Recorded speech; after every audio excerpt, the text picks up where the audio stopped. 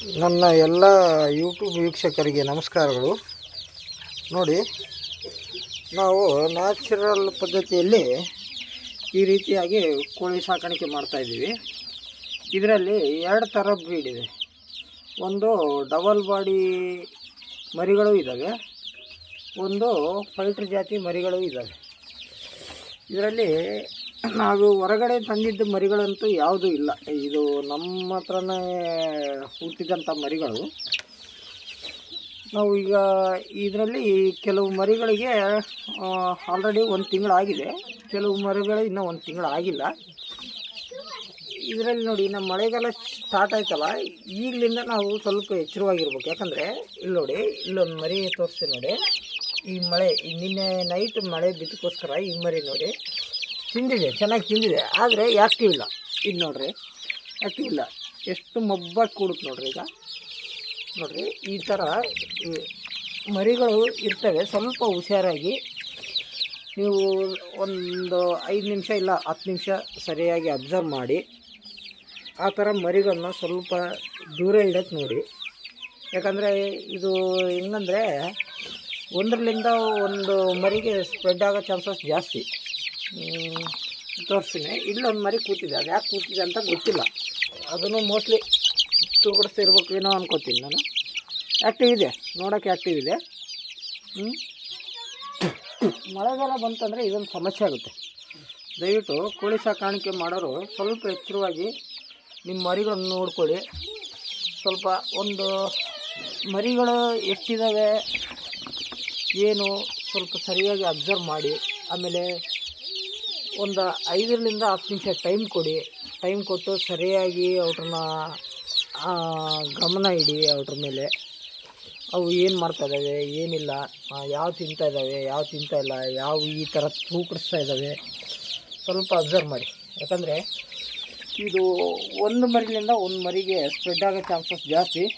ದಯವಿಟ್ಟು ಎಲ್ಲ ಕೋಳಿ ಸಾಕಾಣಿಕೆದಾರರಿಗೆ ನಾನು ಹೇಳೋದಿಷ್ಟೇ.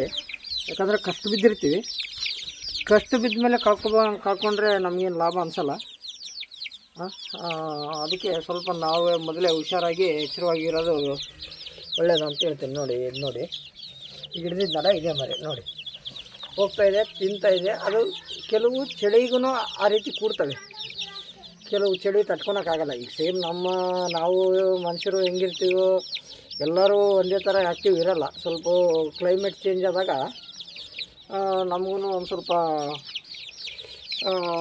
ಚಳಿ ಆಗೋದು, ಸ್ವಲ್ಪ ಆಮೇಲೆ ನೆಗಡಿ, ಆಮೇಲೆ ತಲೆನೋವು, ಜ್ವರ ಈ ಥರ ಸ್ಟಾರ್ಟ್ ಆಗ್ತಾವಲ್ಲ, ಆ ಥರನೇ ಮರಿಗಳಿಗೂ ಆ ಥರನೇ ಆಗ್ತಾಯಿರ್ತವೆ. ಸ್ವಲ್ಪ ನಾವು ಅಬ್ಸರ್ವ್ ಮಾಡಿ ಸ್ವಲ್ಪ ನಮ್ಮ ಕೋಳಿಗಳನ್ನ ಆದಷ್ಟು ಅವಕ್ಕೆ ಯಾವುದು ಔಷಧ ಕೊಡಬೇಕು, ಇಲ್ಲ ಏನು ಮಾಡಬೇಕು, ಸ್ವಲ್ಪ ಇಲ್ಲ ನ್ಯಾಚುರಲ್ಲಾಗಿ ಕೊಡೋದಾದರೆ ಮನೆಯಲ್ಲೇ ಇದ್ದಿದ್ದು ಬೆಳ್ಳುಳ್ಳಿ, ಅಲ್ಲ, ಅರಿಶಿಣ, ಒಂಚೂರು ಉಪ್ಪು, ಇದನ್ನೆಲ್ಲ ಕುಟ್ಟಿ ಸ್ವಲ್ಪ ನೀರಲ್ಲಿ ಮಿಕ್ಸ್ ಮಾಡಿ ಯಾರಾದರೂ ಕೊಡಿ. ಇಲ್ಲಾಂದರೆ ನೀವು ಹೊರಗಡೆಯಿಂದ ಏನಾದರೂ ಔಷಧಿ ತಂದು ಪೌಡ್ರ್ ಸಿಗುತ್ತೆ, ಟೆಟ್ರಾಸೈಕ್ಲಿನ್ ಪೌಡ್ರ್ ಸಿಗುತ್ತೆ. ಆಮೇಲೆ ಈ ದನದ ಹಾಸ್ಪಿಟ್ಲ್ಗಳಲ್ಲಿ ಹೋಗಿ ಕೇಳಿದರೆ ಈ ಥರ ಕುಂದಿರ್ತಾ ಇದ್ದಾವೆ ನಮ್ಮ ಕೋಳಿಗಳು, ಮರಿಗಳು, ಪೌಡ್ರ್ ಕೊಡಿ ಅಂದರೆ ಕೊಡ್ತಾರೆ.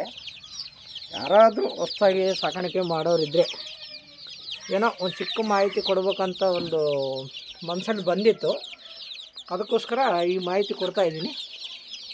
ಇಷ್ಟ ಆದವರು ದಯವಿಟ್ಟು ನಮ್ಮ ಚಾನಲನ್ನು ಸಬ್ಸ್ಕ್ರೈಬ್ ಮಾಡಿಕೊಳ್ಳಿ. ಹಾಗೂ ಯಾರಾದರೂ ನಿಮ್ಮ ಫ್ರೆಂಡ್ಸು ಇನ್ನೂ ಯಾರು ನಿಮ್ಮ ರಿಲೇಷನ್ ಯಾರು ಮಾಡ್ತಾಯಿದ್ರೆ ಅವರಿಗೆ ನಮ್ಮ ವಿಡಿಯೋ ಶೇರ್ ಮಾಡಿ. ಆದಷ್ಟು ಹೆಚ್ಚಿನ ಮಾಹಿತಿ ಬೇಕಂದರೆ ಸ್ವಲ್ಪ ನಮ್ಮ ಚಾನಲ್ ಮೇಲೆ ಗಮನ ಕೊಡಿ. ಕೋಳಿ ಸಾಕಾಣಿಕೆಯಲ್ಲಿ ಯಾರೂ ಲಾಸ್ ಆಗಬಾರ್ದು ಅನ್ನೋ ಒಂದು ಉದ್ದೇಶಕ್ಕೋಸ್ಕರ ಕೆಲವೊಂದು ಮಾಹಿತಿ ಹೇಳ್ಕೊಡ್ತಾ ಇರ್ತೀನಿ. ಇಷ್ಟೇ ನನ್ನ ಮಾತು ಮುಗಿಸ್ತೀನಿ. ಧನ್ಯವಾದಗಳು ಎಲ್ಲರಿಗೆ. ನನ್ನ ವಿಡಿಯೋ ನೋಡಿದಂಥ ಎಲ್ಲ ವೀಕ್ಷಕರಿಗೂ ಧನ್ಯವಾದಗಳು. ಆದಷ್ಟು ನಮ್ಮ ಚಾನಲ್ ಕಡೆ ಗಮನ ಜಾಸ್ತಿ ಕೊಡಿ, ನಮ್ಮನ್ನು ಬೆಳೆಸಿ ಅಂತ ಕೇಳ್ಕೊಳ್ಳೋಟ ಈ ವಿಡಿಯೋ ಇಲ್ಲಿಗೆ ಮುಗಿಸ್ತಿದ್ದೀನಿ.